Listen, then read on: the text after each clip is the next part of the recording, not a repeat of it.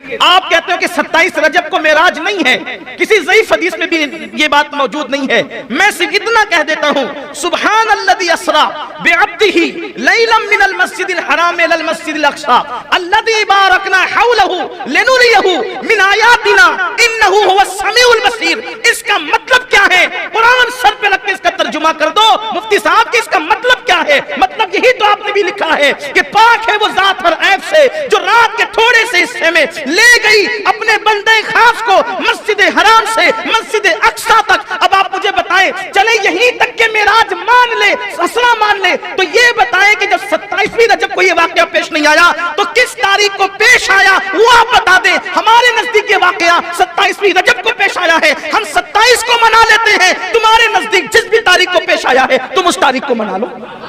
آپ کہتے ہو کہ 27 رجب کو معراج نہیں ہے، کسی ضعیف حدیث میں بھی یہ بات موجود نہیں ہے۔ میں صرف اتنا کہہ دیتا ہوں، سبحان الذی اسری بعبدہ لیلا من المسجد الحرام الی المسجد الاقصی الذی بارکنا حولہ لنریہ من آیاتنا انہ هو السمیع البصیر۔